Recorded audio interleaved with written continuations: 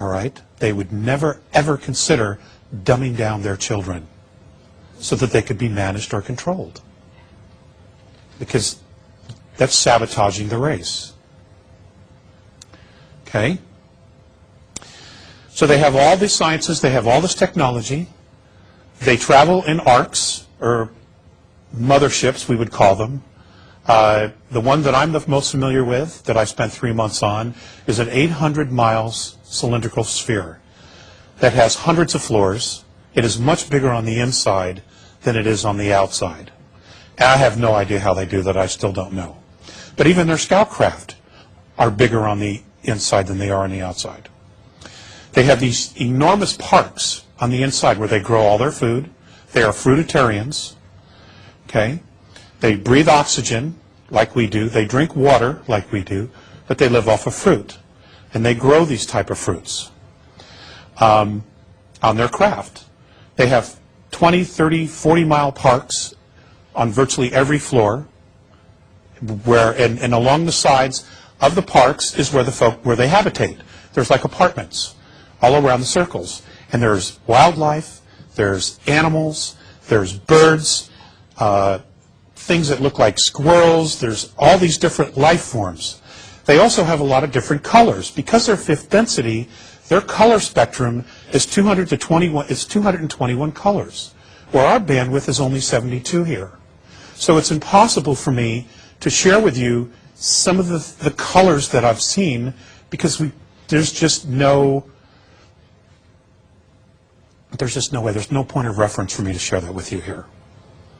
They have animals that, well, the closest thing they have is something that looks like a squirrel, but it isn't a squirrel. Okay, but it's very clever, and all the animal life is telepathic. It completely interacts with all of the people there. The children are all telepathic. They do not speak. Very few do. Morene has learned to speak, and that's because of my relationship with him over the last 40 years. He made an effort. Okay, I got way ahead of myself, didn't I? Yeah, it's been a while. I'm a little nervous. My relationship with the Andromedans have been primarily with two beings. A very old gentleman, a sage. His skin has gone pale because of his age. His name was Phaseus. They don't really use names, they use symbols, but for the benefit of me, because of our culture and how we like to label things on the planet, his tone, his frequency, his symbol would equate to the word Phaseus. So he was Phaseus. Phaseus was about 4 foot 11, 4 foot 9 tall. Very old. In our years, he was 4,300 years old. So he was like a Yoda, but very stiff, very stiff. Morene, on the other hand, is 2,300 years old. He was very young, very strong. He's 7 foot tall, 400 pounds, and he's just perfect. He's loosened up. He's learned to talk. He has a sense of humor. Many of them do, but because they're telepathic, you don't actually hear the jokes. Okay. And I was very self-conscious in the beginning, because sometimes they would look and then they would smile and kind of giggle, and they're talking about you, but you just don't know what it is, You can't even eavesdrop.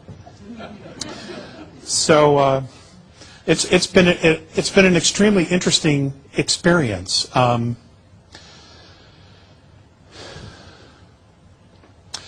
I love them. I absolutely love them. They are my brothers. They are my family, and the Andromedan people love us because genetically they're connected to us. And they have been extremely worried about us for a long time. There was at one point a council meeting in Andromeda. It's only held there. They don't run it. It's only held there because it's a central point for many star systems in that part of our galaxy to talk about us.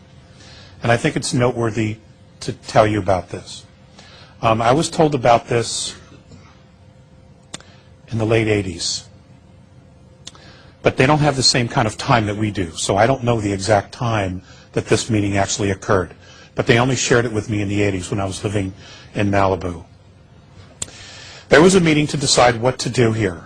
There was a great deal of concern about intervening to assist us in our evolution because there were outside influences that were doing everything they could to suppress our evolution. And that's a whole other story. A very large contingency, fortunately, thought that it was in not only their best interest, but in our best interest to at least give us the opportunity to make our own choices without being manipulated.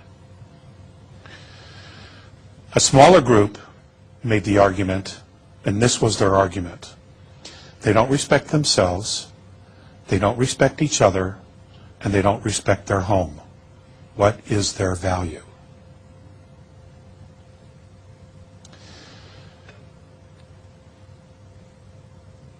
We are so busy with our life and going from here to there to here to there, packing up the kids, going to work, paying our bills, doing the grocery shopping, getting gas in the car. We are so busy with our lives that we rarely ever stop to think about what it is that we're really creating. Sometimes something has to happen, like a 9/11, like the cyclone that just hit Myanmar, the earthquake that hit China, where we're jolted out of our reality and we're able to take a step back and say, whoa, what are we doing? I share that with you because most of humanity is in that place. You know, their heads down and they're just pushing along, plodding along, trying to survive, trying to do everything that we've been doing and our ancestors have been doing for thousands and thousands and thousands of years. None of that stuff's going to work anymore. Okay? I know you guys already know that.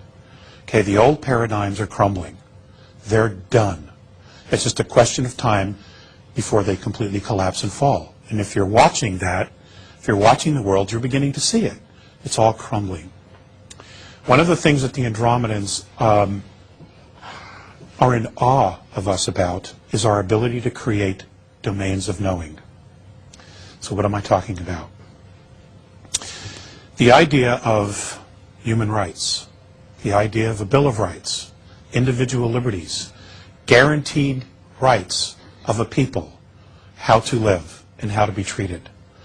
That has not existed on our planet forever. Okay? But we created that. We created the idea of freedom. We created the idea of space travel. We created the idea of free energy. Now, yes, a lot of that has also come from the outside. But the reality is, the reason it's coming from the outside is because we pulled it here. Us. Okay, as a collective consciousness. We pulled all that to us. We even pulled the ETs here. And they've been here for a very, very long time. Okay, the worshiping of the gods, Hermes and Titan and yada, yada, yada. Okay? We did that because we are that powerful. We're magnificent. They are absolutely in awe of the ability for people to create music, like our musicians here. They're amazed that they can just pull it out of nowhere. Because the Andromedans, they don't do that. As advanced as they are, they can't do that. What they do is as they travel through star systems, they have these holographic cameras that take pictures of stars, constellations, planets, and they all have a tone and a frequency. And what they'll do is they'll record that, and then they will overlay those tones and frequencies, and that's how they create their music. All right? They take the music that the universe creates. We, on the other hand, we create our own. We just pull it out of nowhere. Now, it's the Andromedan perspective that we have all outlived our religions 450 years ago.